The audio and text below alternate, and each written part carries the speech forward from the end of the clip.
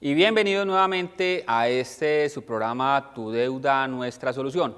El día de hoy estamos con un súper invitado, el doctor Christopher Piedrahita, quien nos estará ilustrando un poco sobre el tema de las deudas que se van generando, que se van creando con algunas constructoras del país. Muchas personas que tienen ese sueño de casa propia, pues hacen realidad el mismo, contratando algunas constructoras o haciendo unos proyectos, metiendo en unos proyectos sobre planos.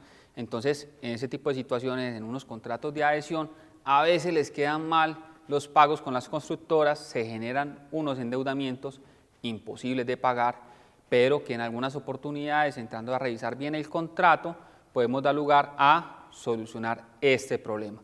Para ello, entonces, reitero, el invitado es el doctor Christopher. Excelente día para usted. Doctor Germán, muchísimas gracias nuevamente por la invitación aquí al canal para que hablemos hoy de un tema y es las deudas con las constructoras. Bueno, vamos por el tema entonces. ¿Cómo se puede entrar a solucionar este tipo de endeudamientos? Pero antes de esa respuesta, hablemos un poco sobre los contratos de adhesión con las constructoras. Bueno, doctor Germán, muy bien. Digamos que hoy tenemos que hablar entonces de cómo es comprar un proyecto de vivienda sobre planos en Colombia. Y lo que un sueño en muchas ocasiones suele volverse una pesadilla.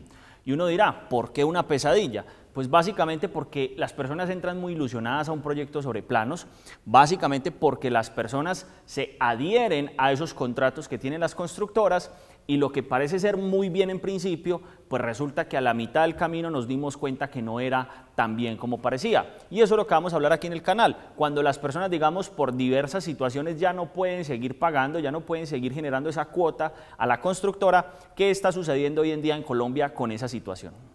Bueno, y entonces, doctor, ¿qué herramientas legales tienen las personas para poder acudir en la defensa de sus derechos?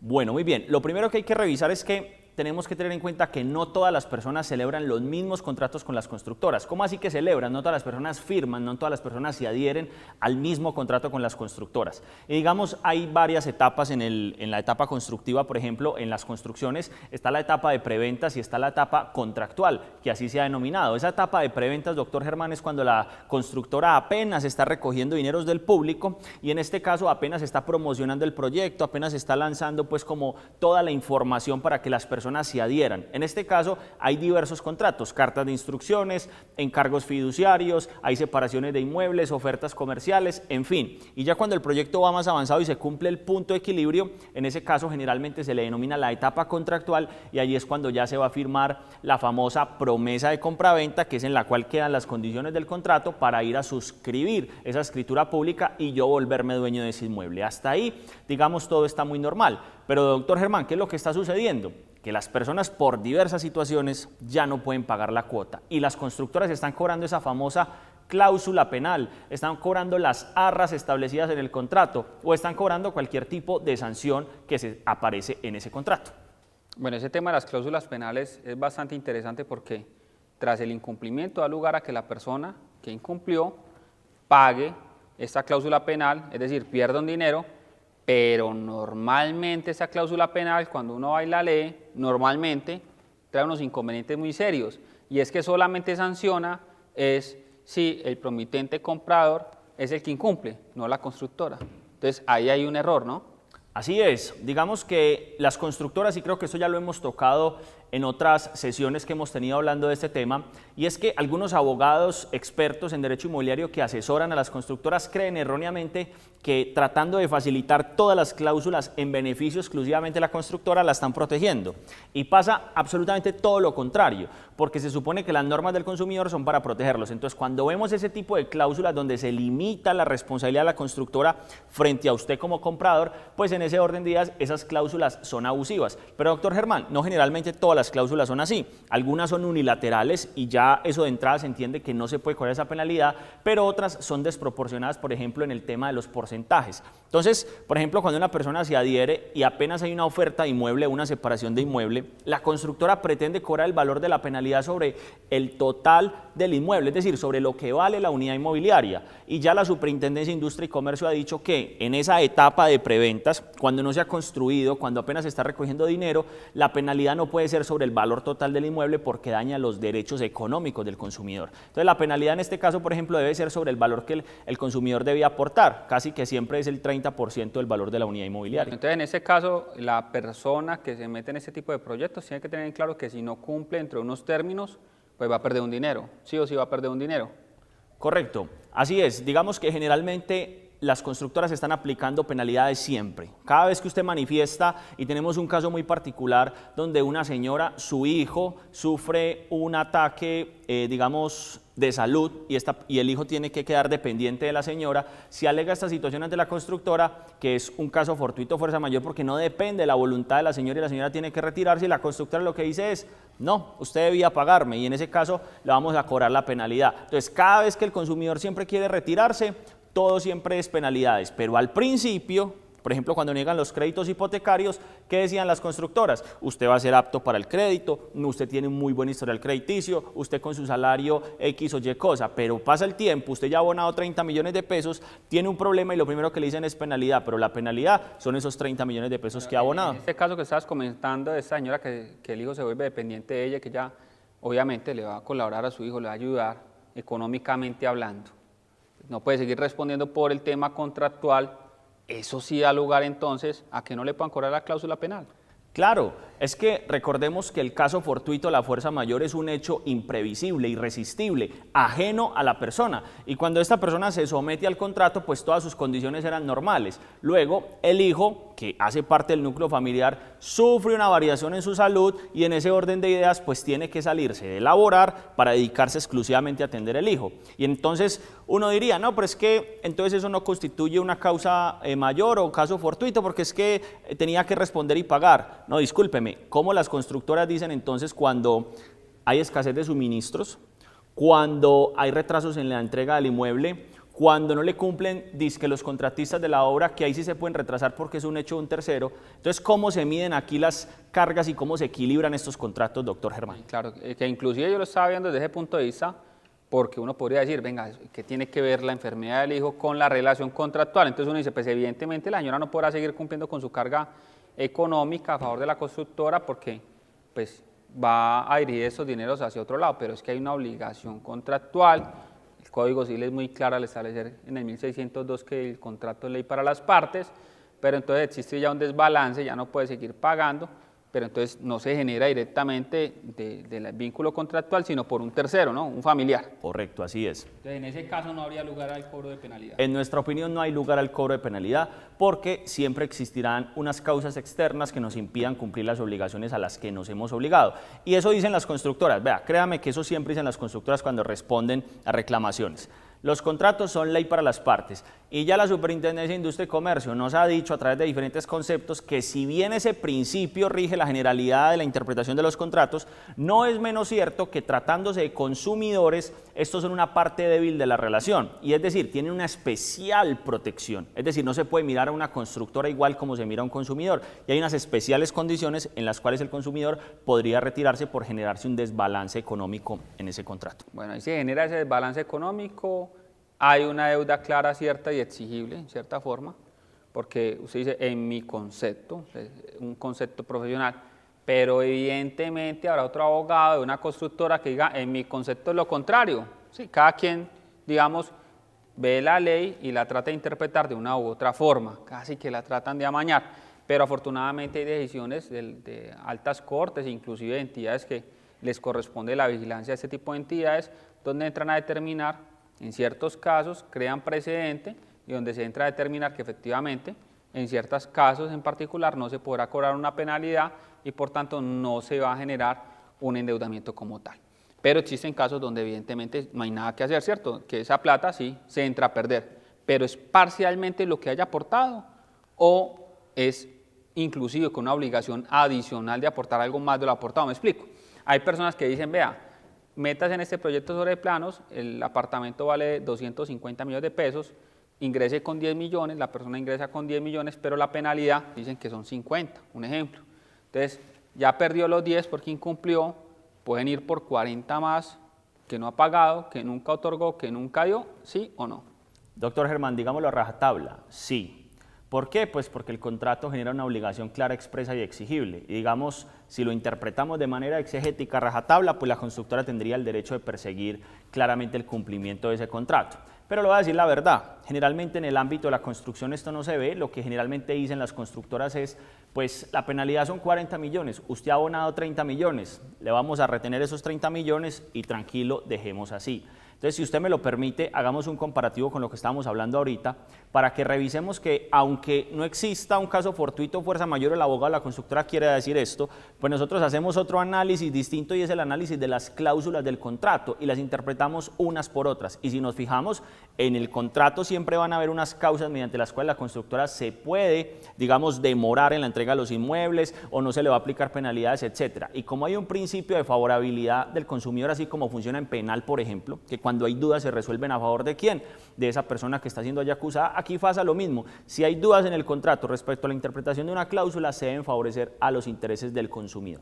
Bueno, hasta aquí hemos hablado un poco de ciertas circunstancias que se dan directamente con las constructoras, pero falta verificar exactamente cómo podemos hacer valer y respetar los derechos de ese consumidor y ante qué entidades o autoridades públicas podríamos acudir en aras de precisamente entrar a solucionar ese tema que en principio está volviendo ya una deuda, una obligación económica con una constructora.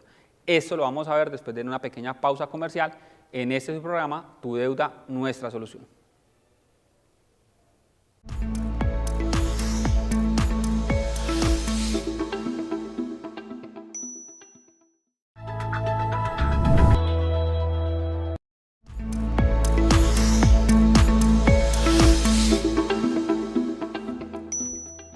¿Te preocupa el tema de las deudas? ¿No sabes qué vas a hacer respecto de las obligaciones que tienes pendientes? ¿Crees que vas a entrar en cesación de pagos? ¿Te preocupa una posible demanda? ¿Te preocupa un posible embargo? ¿O un proceso hipotecario por la casa que estás pagando actualmente? ¿Quieres resolver todas esas inquietudes? ¿Quieres saber cómo salir de deudas de la manera más fácil, eficaz y recibir tips legales sobre lo mismo? Pues cada semana a través de CNC Medellín vamos a estar con nuestro programa Tu Deuda, Nuestra Solución.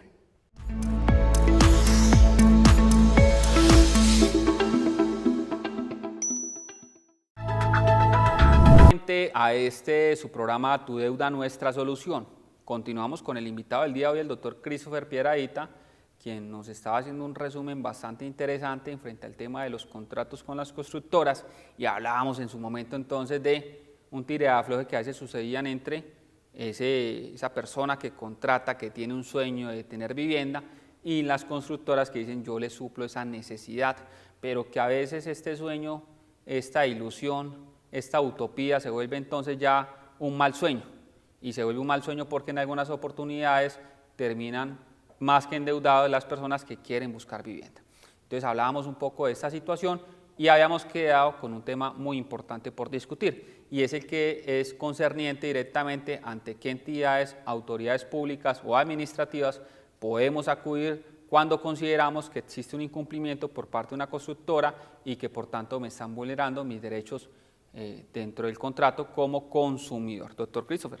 Bueno, muy bien. Si hay alguna persona que nos esté viendo y tiene un problema con una constructora, pues esta persona tendrá dos instancias para solucionarlo, o digamos dos jueces. El primero es un juez a prevención de la Superintendencia de Industria y Comercio. Digamos que se ha revestido como una facultad a esas personas que están allí trabajando para que resuelvan los conflictos que surgen entre consumidores y con una constructora, por ejemplo. Pero no necesariamente el problema se tiene que ventilar allí. También podrá ser directamente ventilado ante un juez civil de la República. Entonces, ¿qué sugerimos nosotros en este caso?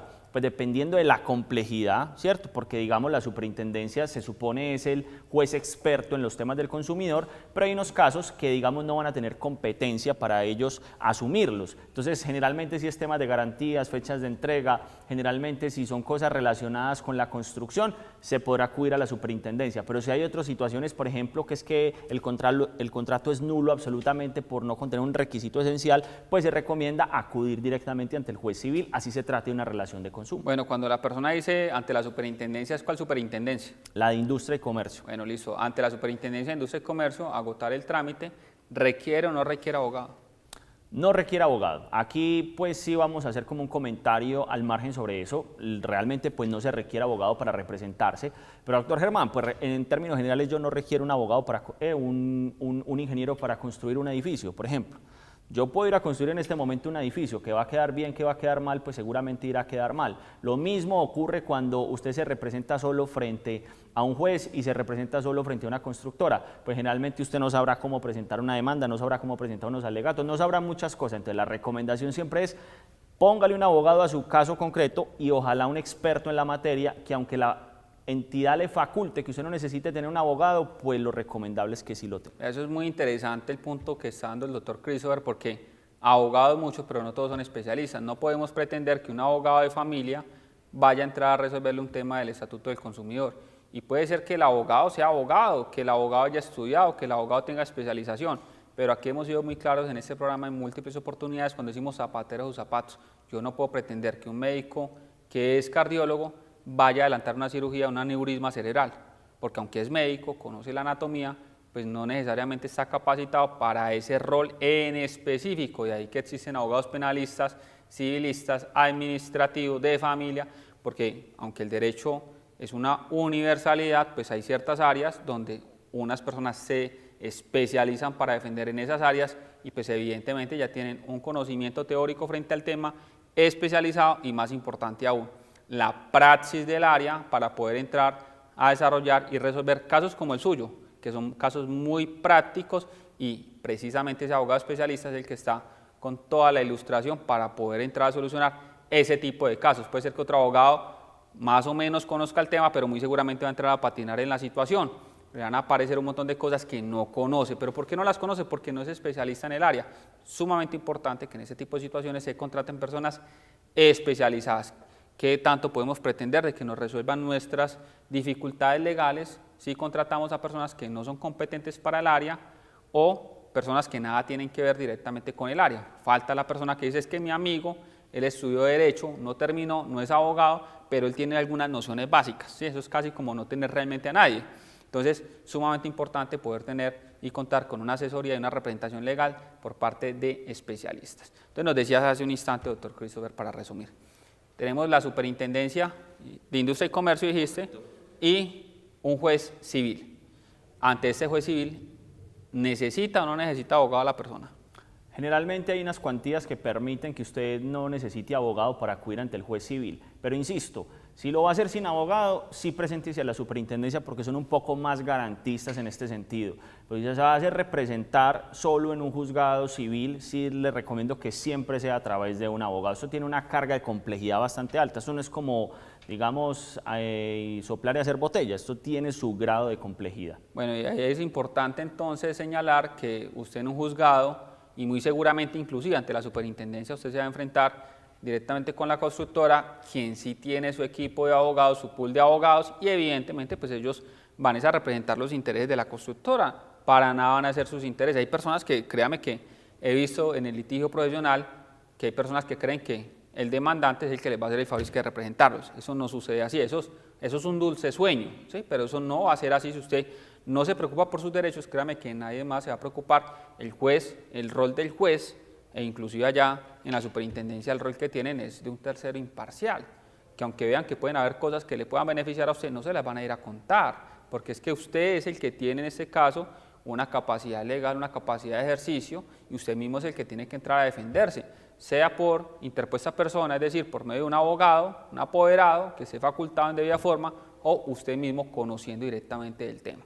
Sabemos entonces, trámite en superintendencia, esto es una queja, es una demanda ante la superintendencia, una denuncia, una demanda ante la superintendencia y un proceso que también es una demanda entonces directamente ante un juez civil. Esos trámites que pueden estar durando, allá en la superintendencia más o menos cuánto es el tiempo y ante un juez civil cuál puede ser el tiempo estimado de un proceso. Bueno, preguntas concisas, respuestas concisas. Esto puede estar demorándose aproximadamente entre 10 a 20 meses. ¿Cuál? ¿El de la superintendencia? El de la Superintendencia de Industria y Comercio, y generalmente siempre debo recordar que estas demoras en los procesos no dependen del abogado. Entonces, muchas veces consultan que es que contraté un abogado y ya llevamos 20 meses y ni siquiera me ha llamado. Es que seguramente no lo habrán citado ni siquiera a audiencia. Y esto no es responsabilidad del abogado. Claro que uno manda algunos escritos como para agilizar el tema, pero realmente esto depende de quién, de las entidades administrativas, de los jueces y la carga que tienen. Aquí como dato adicional, la superintendencia acabó de cerrar hace poco, casi dos meses, la ventanilla diciendo yo no voy a atender más porque estamos reventados de trabajo. Somos 80 jueces atendiendo más de 30.000 procesos. Entonces, claramente ya tienen nuevamente servicio, pero lo que nos lleva a pensar es que esto pues supuestamente lo hicieron para agilizar, pero generalmente esto es una bola de nieve que se va a volver a represar y pues ya casi que está el mismo término presentarlo ante un juez civil que ante la superintendencia. Pero eso no demuestra más que la incompetencia del mismo Estado. Déjeme decir una cosa, pues que en algunas oportunidades hemos visto también que la misma Fiscalía dice no vamos a adelantar órdenes de captura porque es que no hay a dónde meter la gente. Eso no es problema de la ciudadanía. La ciudadanía está pagando sus impuestos y espera que este tipo de entidades y autoridades públicas pues sean completamente competentes y hagan lo que les están ordenando. Es así de sencillo. Eso es así de sencillo, estoy de acuerdo, porque no hay forma de explicar que si la DIAN cobra los impuestos y si usted no paga tiene unas sanciones muy tremendas. ¿Cómo es posible que usted le explique a las personas que administra, señor Estado, que usted diga tengo 80 jueces en una superintendencia que responde más de no sé cuántos miles de procesos? Es que eso no tiene ni siquiera sentido. Claro que uno entra a esas audiencias, y aquí sí vamos a hacer un comentario al margen, y un juez de esos lo que quiere hacer es salir del proceso. Es que tenemos más de 10 audiencias en el día o podemos tener más de cuántas cosas de trabajo que hacer. Entonces su proceso va a ser un proceso más y eso está haciendo que la justicia no sea una justicia garantizada porque hemos visto muchos fallos que ni siquiera se acomodan a lo que usted está pidiendo o ni siquiera se acomodan a lo que usted estaba defendiendo. Es que si vemos que a veces intentan de atropellar abogados que conocen la ley, ¿qué se puede esperar de un ciudadano que va con su carpetica a la superintendencia o a un juzgado a tratar de que le garantice sus derechos, que le hagan respetar sus derechos? Si hasta el mismo abogado a veces lo tratan de pisotear y ahí le sale uno muy bravos, pero que dicen con el peso de la ley, dice qué pena, pero es que la ley dice esto y si usted no me cumple entonces voy a tales partes e inclusive van a esas partes. Entonces, otro argumento más para que usted consiga, en su caso en específico, un abogado especialista y que sea un abogado que en adelante el trámite y no necesariamente usted porque lo va a poner a voltear. Si a un ciudadano que no conoce de leyes le dicen que esa decisión se tomó porque sí, pues él va a creer lo que le están diciendo porque uno sabe leyes. Entonces no interpone recursos, no hace ninguna actuación posterior porque le dijeron que eso era así. Déjeme le pongo un y ejemplo ese tema de recursos, antes de ese ejemplo, ese tema de recursos, toma la decisión en la superintendencia, le caen recursos, toma la decisión ante el juez civil, le caen recursos. Digamos con el ejemplo. El ejemplo es muy sencillo. Vean, nosotros como abogados nos dedicamos de lleno a esto, el tema de las constructoras y presentar demandas. ¿Cómo es posible que la superintendencia se haya demorado más de 5 meses admitiendo una demanda? Y luego de 5 meses, 6 meses, la inadmiten para, digamos en términos generales, dicen, vea, a esto le faltan requisitos y mandan 10 requisitos a subsanar. Y cuando usted lee esos requisitos, dicen, identifique el demandante o identifique el demandado. Y usted va y mira la demanda que se presentó y aparece en un cuadro grande el nombre de las partes. Al inicio. Uno no entiende, ese tipo de situaciones se demoran 5 o 6 meses para que esto ocurra. Entonces, ¿dónde está la garantía o el acceso a la justicia? Pues también de las personas. Entonces, eso queda como en tela de juicio allí. Bueno, hablemos rápidamente de los recursos porque ya se nos está acabando el programa y tengo otra pregunta adicional, entonces vamos con el tema de los recursos. Bien, el tema de los recursos es muy sencillo, le caben recursos el de apelación cuando no son procesos de mínima cuantía, entonces si conoce la superintendencia, si se apela de ahí conocerá el tribunal, cuando son procesos de mínima cuantía, es decir que llegan hasta algo como 52 millones de pesos, las pretensiones no superan ese valor, pues no tiene apelación y lo que decía el juez, ese es el resultado del proceso. Mínima cuantía, para el que no sabe, según el Código General del Proceso, es aquel proceso que va hasta los 40 salarios mínimos. Recordemos que el salario mínimo cada año aumenta, por tanto, pues cada año habrá que entrar a determinar exactamente cuál es el tope de esa mínima cuantía. Sumamente importante entonces tener esos datos claros para poder hacer la defensa de los derechos y los intereses que usted tiene como ciudadano, no siendo otro el motivo de esta entrevista el día de hoy. Le agradecemos al doctor Christopher por habernos acompañado y le agradecemos a ustedes como televidentes por acompañarnos en este programa Tu Deuda, Nuestra Solución. Nos vemos en una próxima oportunidad.